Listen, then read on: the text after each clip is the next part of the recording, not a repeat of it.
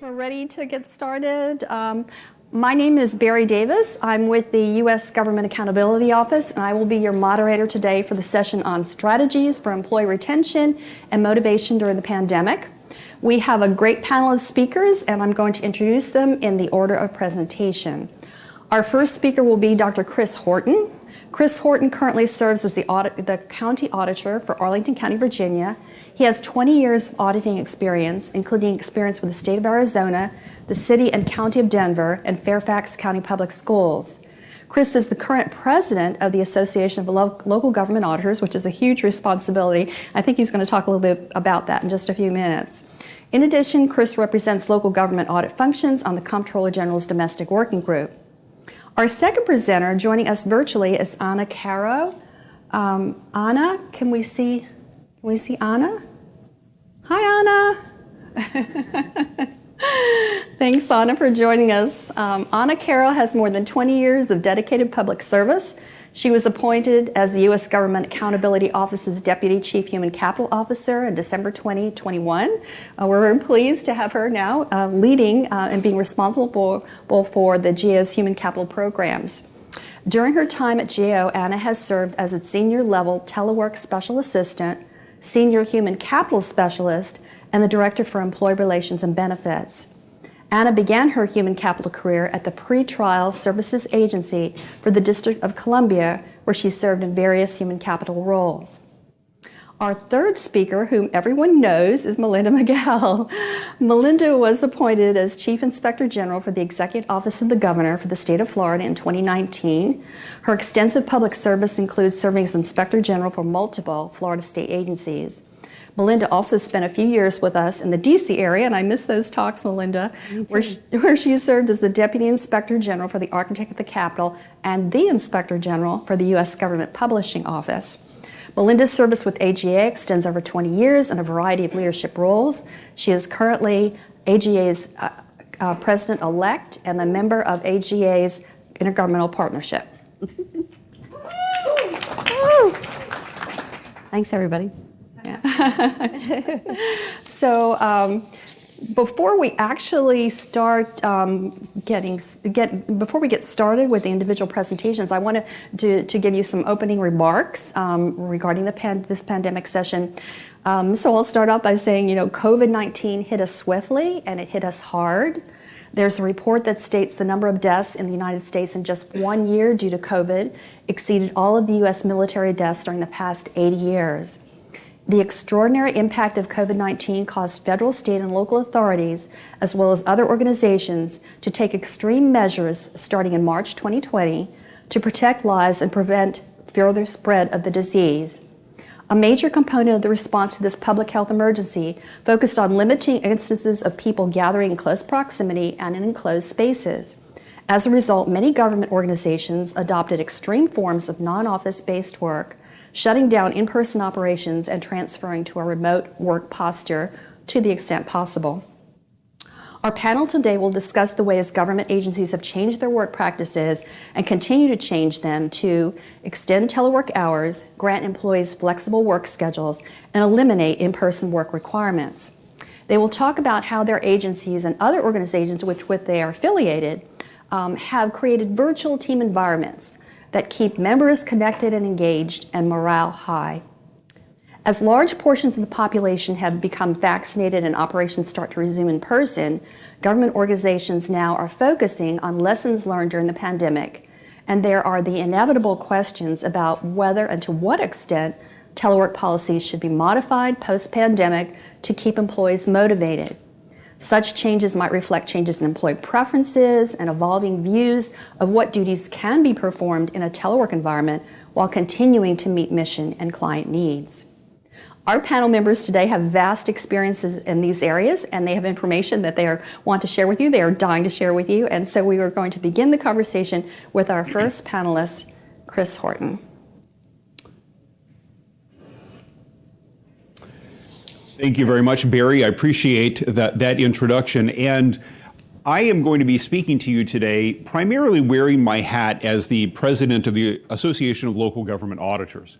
AGA is an organization of about 3,000 members, and it's primarily for people who work for local government, whether they're in cities or counties, school districts, special districts, public authorities, or even tribal governments. But we do have space in our organization for members who are interested in local government auditing, whether they're state government employees, federal government employees, or members of the private sector, to be associate members as well. And so it's a great community to be able to share ideas and to be able to understand more about how the field is developing. And really, what we find in local government is that there are so many different ways in which auditing work can be done. You can have small shops like my own. I have a one-person audit shop in Arlington County, Virginia. You can have shops that have well over 50 auditors. You can have folks who are doing primarily performance auditing or primarily financially oriented auditing. And you have folks who are doing just in-house auditing, or folks who are doing outsourced contracting work for the internal audit function. So there's a wide variety of ways that auditing can get done at the local level. And as I decided to take on the role here of being part of this panel and talking about local government, and I reached out to some of my colleagues within ALGA, what I found was, not surprisingly, there are a variety of things that we're seeing within the localities to be able to do the work that needs to be done, but also try to figure out how do we cope with this new normal. And so what I wanted to do today was really to share with you some of the fruits of the work that I've done, both on an informal level and a formal level, to reach out to ALGA colleagues, and also to supplement that with conversations that I'm having with folks in my role as president. How are you doing? How board members, how are you handling the pandemic? And really try to share with you some of the top line lessons learned from that. So let me talk about remote work first. In general, our local government audit offices are still operating either fully remotely or using a hybrid approach, where they're in the office some and then remote some. There are a few audit offices that are back to work fully in person. Interestingly, and this is not solely, but interestingly, most of the shops that I've talked to that are in person are school audit shops. And the reason that's been given to me for that is because they feel like, because their students are back in person, they need to be back in person as well. And that's true not only for the audit function, but really all for the executive leadership within those organizations. Okay, so mostly folks are in this fully remote or hybrid category, but there's a lot of variation within this category. So for example, kind of in the middle, we have an office that was shared with me that their kind of default is that they're 3 days a week in the office and 2 days a week from home. It could be Tuesday through Thursdays, it could be Mondays and Fridays at home, Tuesday and Thursday in the office. Then there's an option of applying for telework agreement to have fewer days in the office. But that's the default. If you're just the standard, you're in the office for 3 days, right? That's the midpoint. But we have some outliers on either end. For example, one of the deputy CAEs that I know reported that his office is still under mandatory remote work, as they have been for almost the last 2 years. No one goes into the office unless they have a kind of an emergency need to do that work. People are working from home, and that's a mandate from the county council. So that's on one edge. Another side says, we're going to identify 1 day a week that we all come into the office. Everybody can work remotely other than that, but 1 day a week we all come into the office for team meetings and try to facilitate workflow and work progress. Interestingly, we have one office that said we only require people to come in 2 times a month. And even within that, we've got core hours from 9 a.m. to 2 p.m. that people need to be in the office, even those 2 days per month. So really a very light touch about being in the office. In general, people are reporting that coming into the office is an option, but that telework will continue to be around permanently as an option for these organizations. Flexible work arrangements, which is things like, you're working a 980 schedule, 80 hours every 9 days, or you work a 410 schedule, so you get 40 hours a week, but you do it over a 4-day period instead of a 5. Those have been around in localities for many, many years. and they are continuing to be around even during the remote work environment. So as the flexibility for work schedules does incorporate remote work, some people may still work 410s, but some or all of those days are being done using telework. One of our CAEs reported that they have core office hours of 8:30 to 3 o'clock. And so whether you work in the office or you work telework, you're expected to either be there or log in by 8:30 and then log off or leave no earlier than 3 o'clock. So that's one way that an office has decided to do this.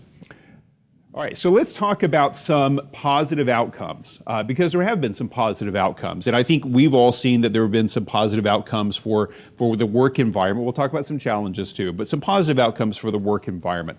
And I think, and Barry alluded to this as well, one of the biggest positive outcomes for the work environment is that it really does show that, at least in the audit world, you can do a significant amount of audit work even though you're not physically in the office. So you can do a significant amount of work, whether it's writing work papers or even conducting interviews or things like that. That work can be done, and it can be done fairly effectively, even though you're working from home. And so what that has shown is that there is a consensus, at least among the folks that I'm talking to, that they do expect telework and flexible scheduling to remain as a permanent option for the organization.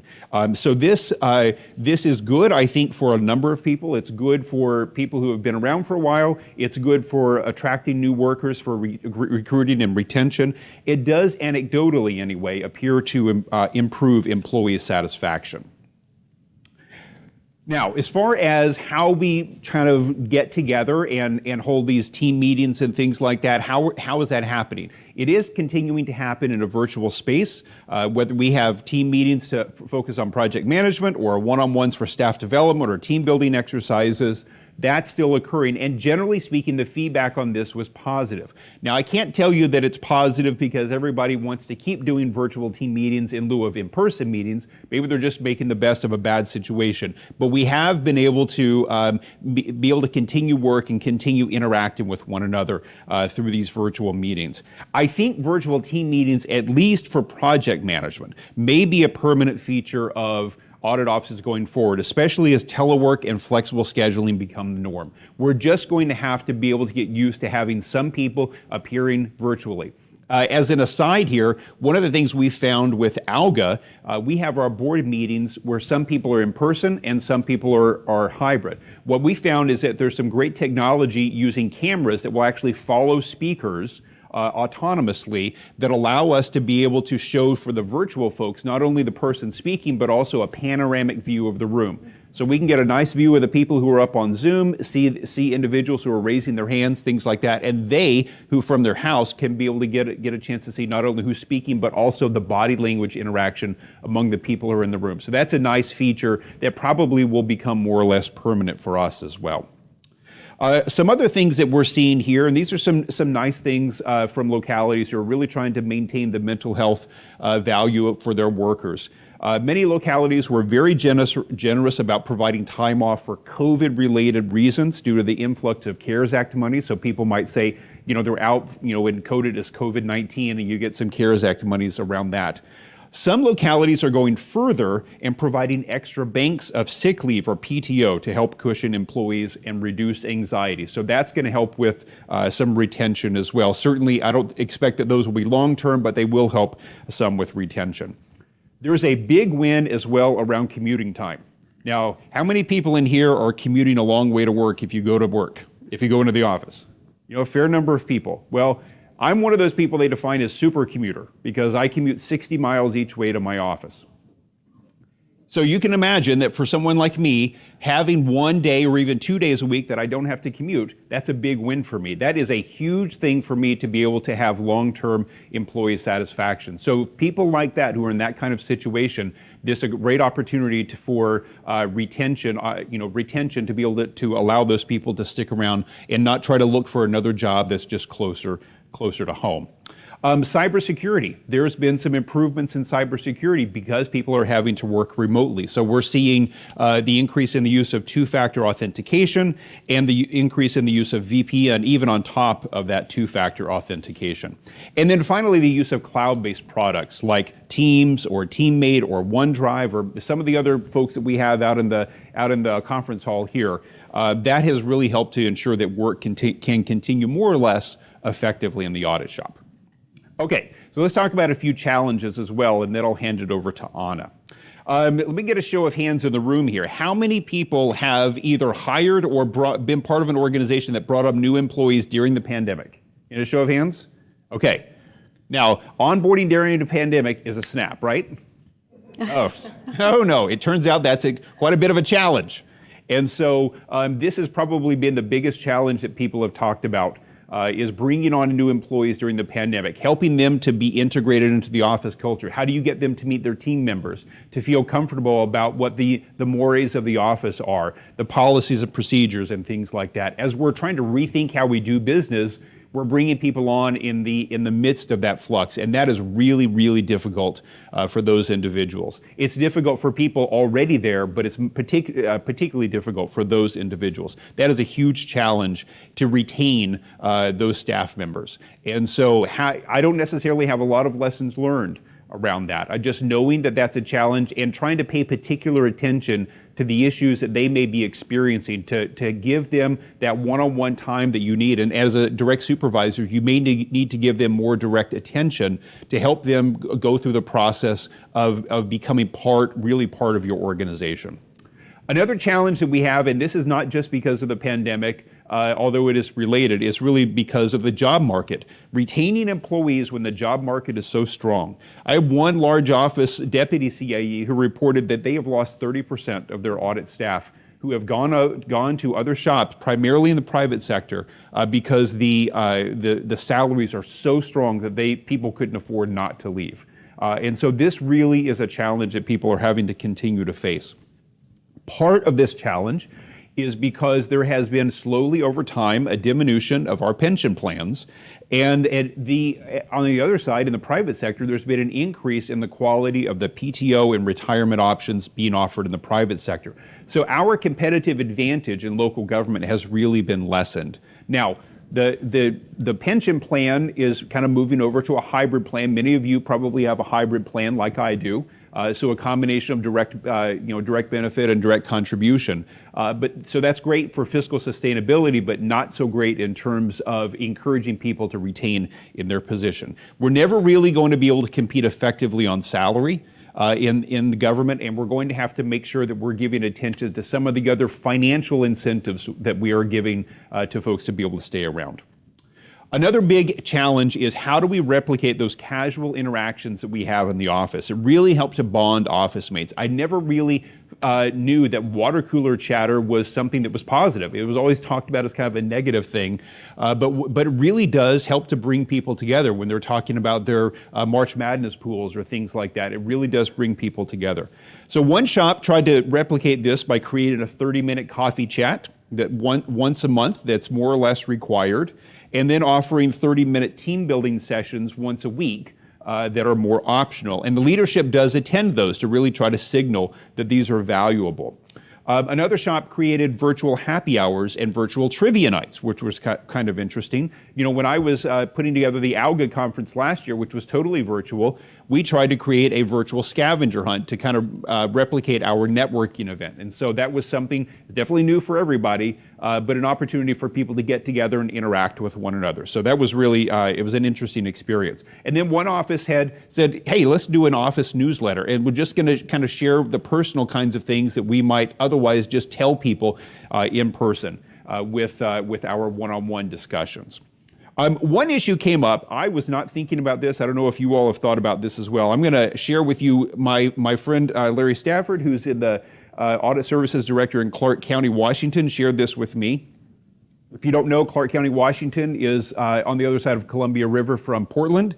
And what he said to me was that Clark County, which is located on the southern end of Washington State and on the border with Oregon, is facing an issue because a large number of their employees live in the state of Oregon. So establishing those employees' homes as their primary work location made the county an employer in the state of Oregon. As a result, the county had to adapt payroll systems to provide for and remit withholdings required by Oregon as well as Washington. To limit administrative burdens, then, the county is restricting approved telework employee locations to only Washington and Oregon. So that was pretty interesting as well. And then one final note here is that just in general, even though we can do audit work virtually, it is harder. It's harder when we do virtual interviews. You don't have that face-to-face interaction, especially if you're kind of looking for something in more of an investigative type of interview. You're looking for those facial expressions. It's harder to pick that up. You're looking for what people are doing with their hands or feet. It's hard to pick that up. Entrance and exit conferences are tough doing virtually because you have these potential technical issues. It's hard to schedule people virtually, et cetera. And so some shops who are starting in terms of building their in-person requirements are really starting around those milestone meetings of entrance conferences, exit conferences, keystone team meetings as being that's how we're going to start coming back together. So with that, I'm going to hand it back over to Barry, and then we'll go to Anna. Yeah, thanks, Chris. I mean, that was so interesting, and we really appreciate your bringing the perspectives of the other colleagues of yours in ALGA, so thank you so much. Yeah, let's turn it over to Anna. Caro. Anna? Good morning, almost afternoon, everyone. It is a pleasure to join you today, and I'm pleased and honored to have the opportunity to share some insight on the GAO experience. So as part of today's discussion, I'd like to focus on our transition to a virtual work environment and what's to come. My goal is to provide a brief overview of where we were prior to the pandemic, how we transitioned and maintained employee engagement in a virtual work environment, and how we plan to leverage lessons learned from this experience into the future. So I'll start off with for GAO, employee engagement is in alignment with GAO's people values, and that is employees feeling valued, respected, and treated fairly. At GAO, we recognize the significant link between employee engagement and organizational performance, and through our work, we have identified drivers in employee engagement. So for example, employee involvement, communication from management, having an inclusive work environment, career development and training are some to name a few. As we think about employee engagement at GAO, as how we responded to the COVID-19 pandemic in an increased virtual environment, the foundation really was already in place. We already had a culture where telework was an accepted way of getting work done.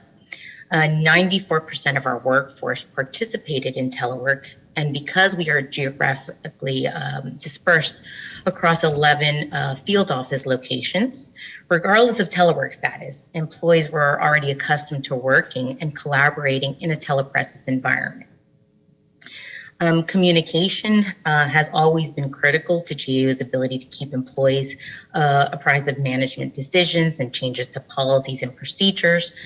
To this regard, the Comptroller General already hosted town hall events several times per year, met with individual teams, and created opportunities to meet with new staff. One of my highlights, as being a new employee at GAO many years ago, was having brown bag lunch with the Comptroller General, something that's open to all employees, and that was a really neat experience, and it continues to be a neat experience for employees coming into the GAO workforce. Prior to COVID, we were very intentional in the acclimation of new staff. Entry-level staff already had mentors and buddies assigned, and active employee groups engaged with helping foster collaborative culture at GAO. So as we embarked on responding, many of our responses involved tailoring existing methods and tools rather than starting from scratch.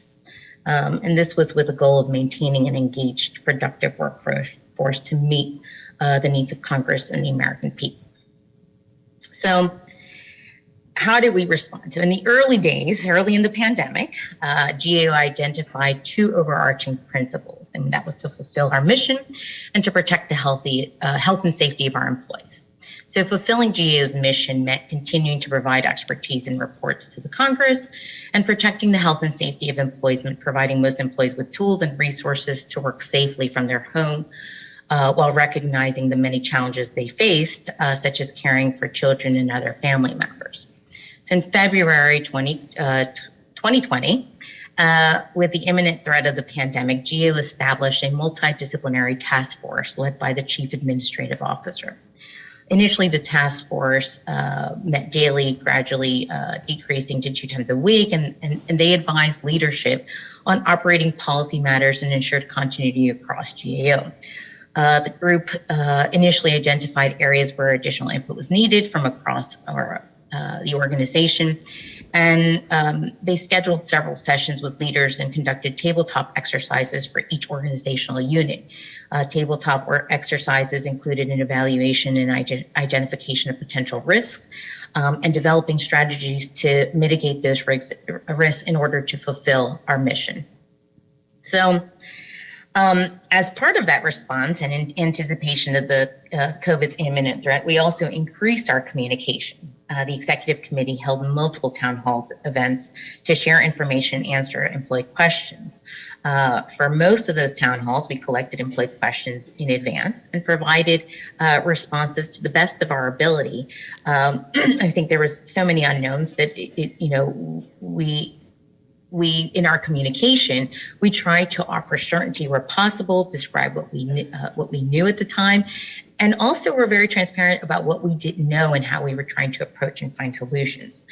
We established a COVID-19 intranet site to deliberately disseminate information and house the collection of communication as changes were made. We also held separate meetings to address particular employee groups' concerns. In particular, I remember attending a meeting with our Seattle staff, since they were the ones that were being hit at the beginning of the pandemic. And so there was a lot of concern. And so our executive committee met directly with those staff in the Seattle field office to address their questions and concerns. We've also, throughout the pandemic, or at the beginning of the pandemic, met with our union counterparts and also with entry-level staff to help address some of their particular needs. So, kind of bringing it forward, we at the onset of the pandemic, GAO implemented the maximum telework policy, and full-time telework became the new normal, and it has remained the new normal since that time. With telework best practices in place for many years, and with our information technology infrastructure that was already in place, we quickly and effectively transitioned to a maximum telework posture without a major disruption to our ability to meet client needs and fulfill our mission. Nonetheless, the pandemic required adaptations to the way that we work to protect the health and safety of our employees, while also providing opportunities to continue progress on activities to modernize technology and enhance knowledge sharing. So some of the work adaptations that we made included restaffing and cross-training employees to ensure all employees had both the appropriate work and skills to maximize telework eligibility. GAO also ensured employees had the guidance, coaching, and oversight needed to be successful as they transition to greater levels of telework.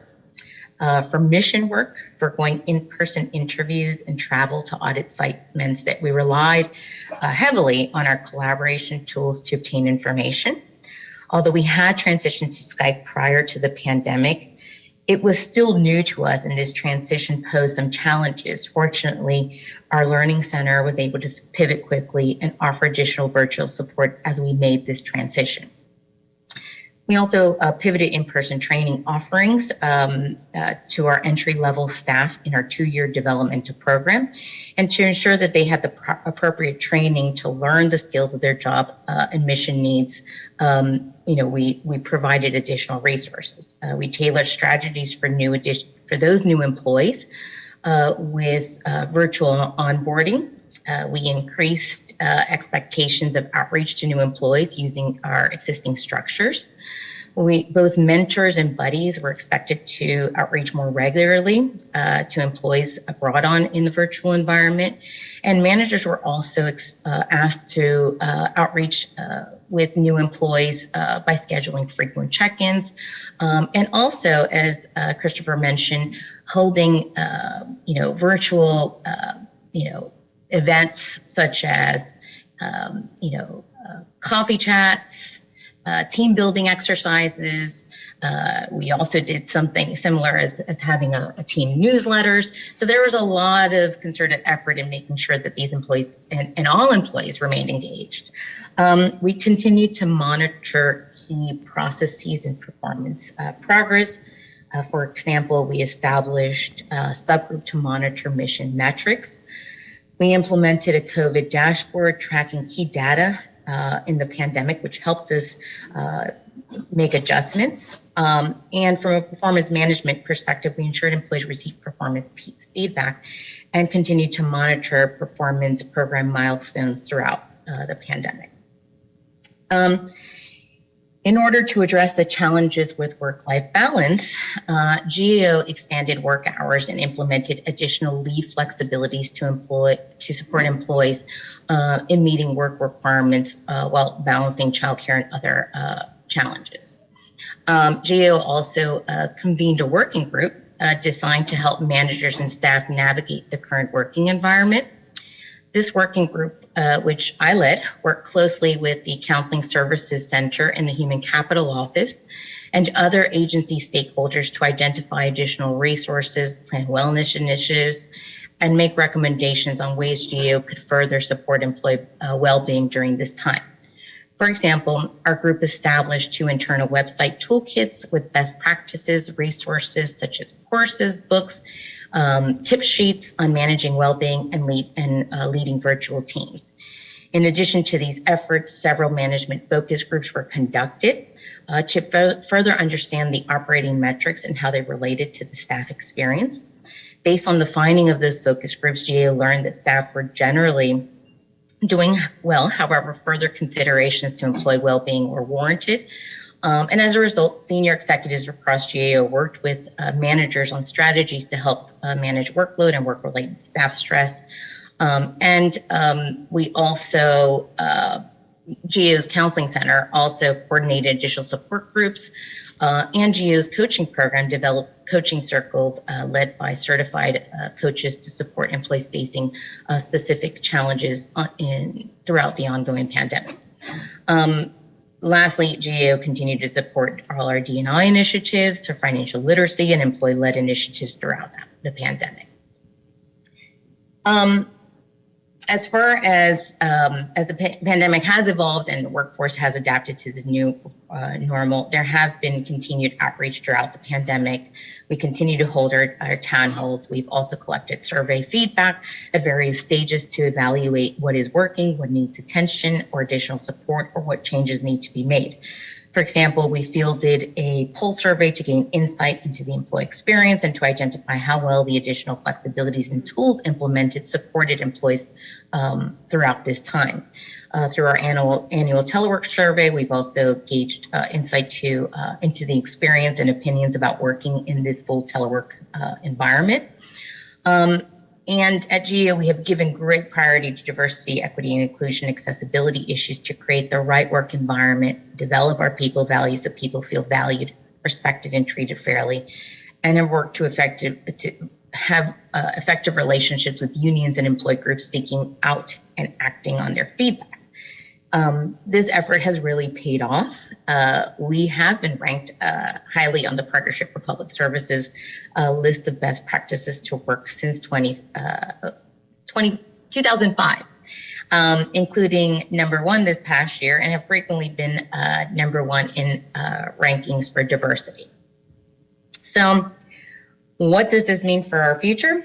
Well, we have established a task team to consider the future of work and options for further supporting hybrid workplace.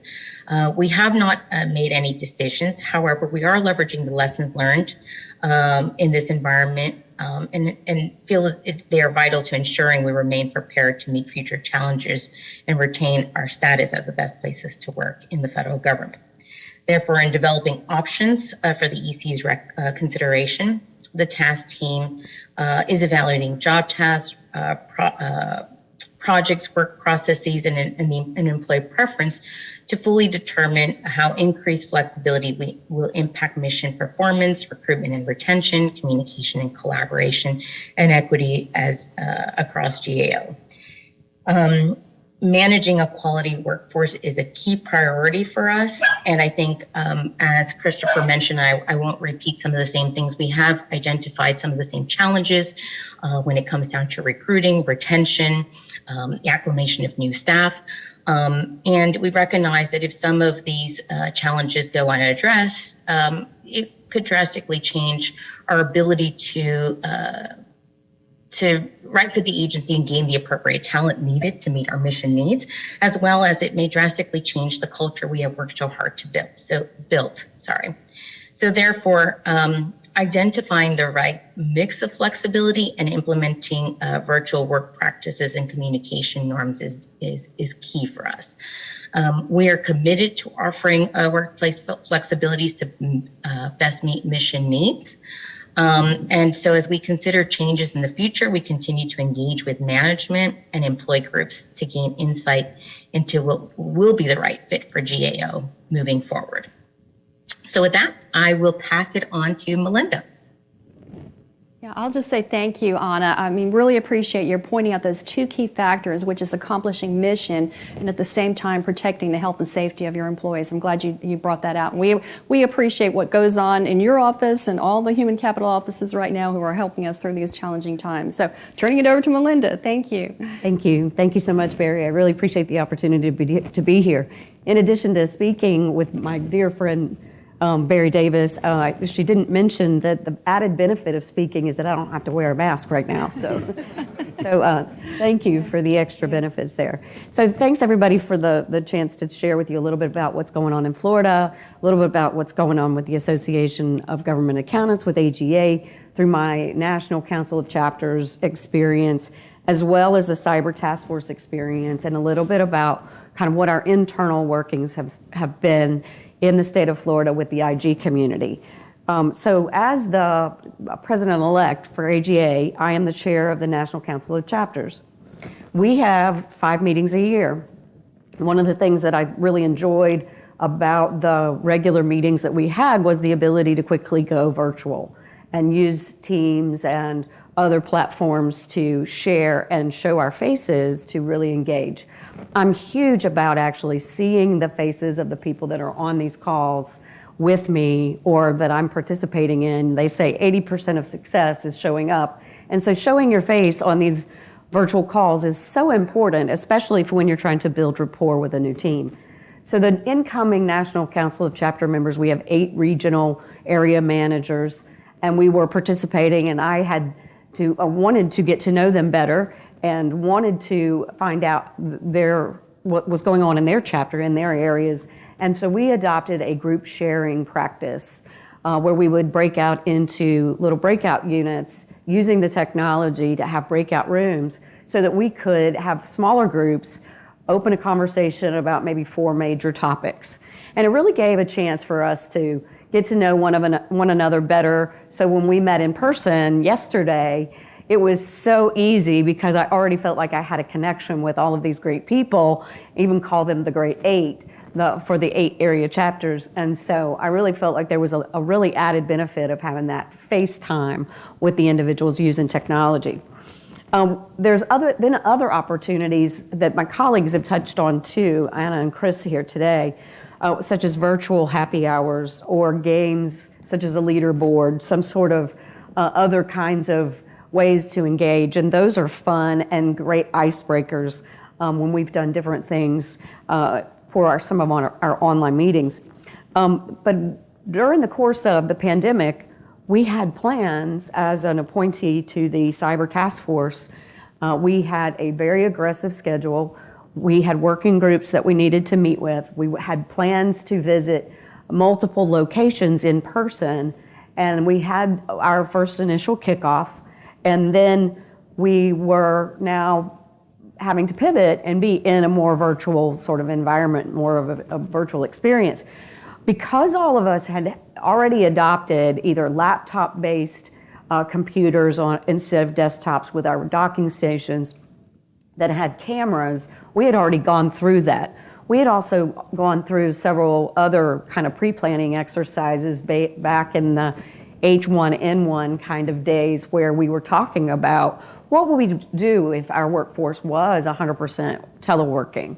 And how would we handle that? So our whistleblower hotline, for instance, rings there in the Capitol, and it's a 24/7 kind of messaging system, or during working hours, you reach a live individual. Well, we had the capacity to transfer those calls to a phone, a cell phone issued, a state-issued cell phone, to the whistleblower hotline coordinator to take those calls virtually and from home. So we really felt no real impact to our ability to do work. We also had some amendments to our abilities to verify, for instance, when we're doing investigative interviews. As the offices of inspectors general were conducting investigations, oftentimes we would interview the witnesses or the subjects and needed to go about verifying their identity. So we had provisions for us to do those, and we were able to continue that work virtually. Some of the things that I also want to talk about with regards to fostering talent, that's an initiative that's going on as we speak. The Florida Inspector General community received $1 million in the Cyber Task Force recommendations last year for this fiscal year to aid with Inspector General cyber resiliency. We were evaluating the greatest impact that we could make with that money, and we had experienced some delays in actually executing that money due to some internal issues that we needed to work out. So the funding actually didn't hit our bank account until November the 2nd. But we still had a certain amount of work that needed to be done, as well as we had identified some talent gaps with our cyber workforce, or the lack of certain talent within the Florida IG community. So we were able to use a portion of that money for building and filling, either building upon our existing workforce talent and or filling talent gaps. And so we adopted a cyber training model.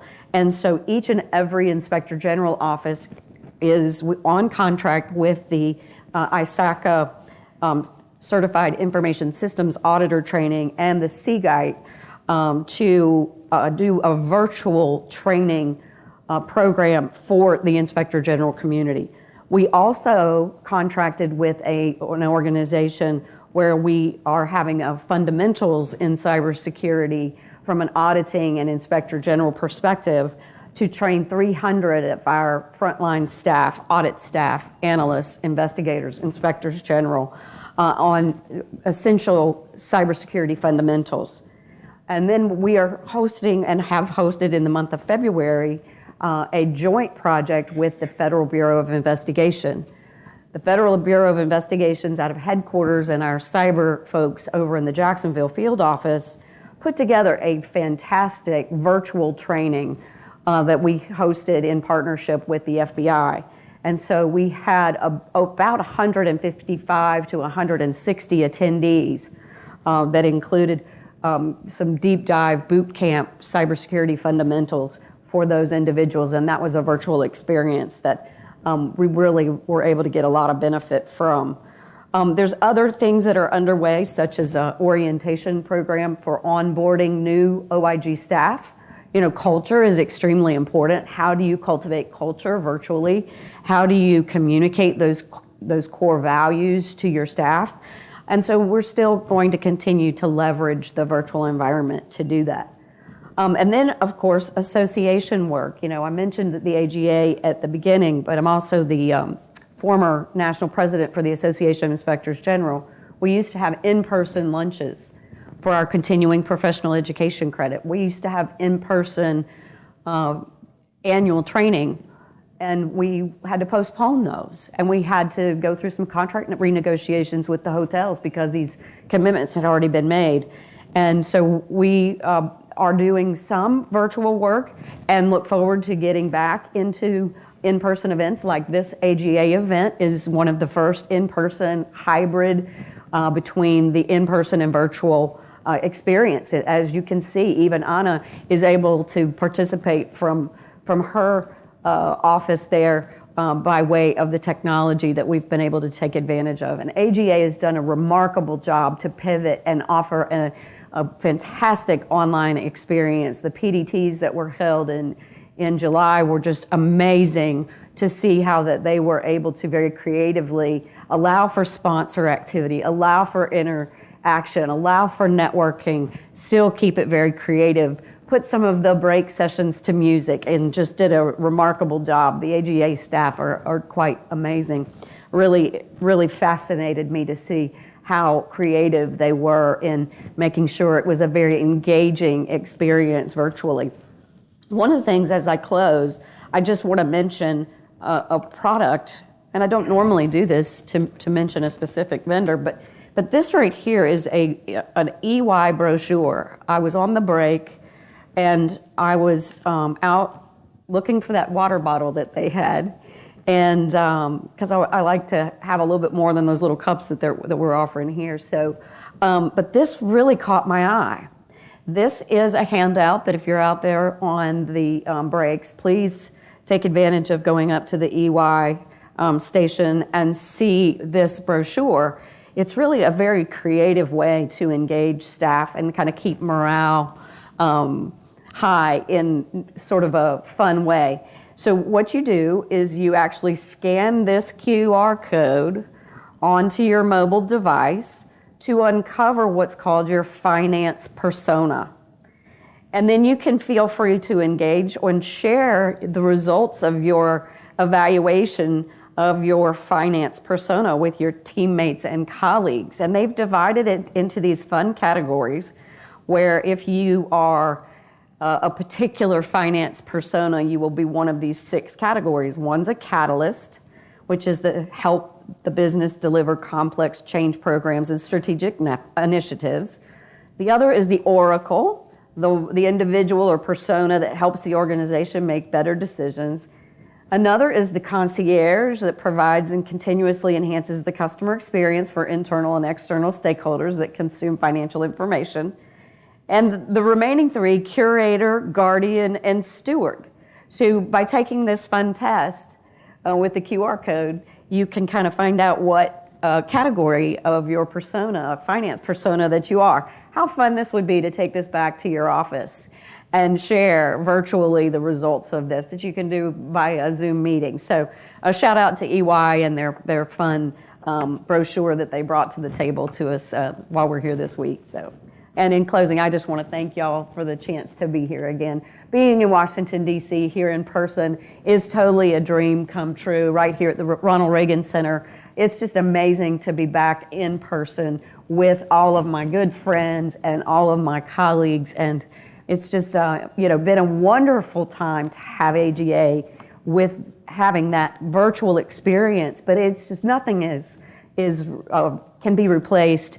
Nothing can measure against that time to actually interact and network with one another. So thank you so very much. Thank you, Barry. Yeah, Melinda, thank you so much for sharing all of that interesting information. And I know we have a number of questions. We won't be able to get to them, but I believe that the AGA does have a process whereby people on the panel can respond to these questions afterwards. So I think we'll do them because you'll see they're very interesting. I know you haven't had a chance to peek at them, but let's just give a round of applause to Chris, Melinda, and Anna. Anna, you still there?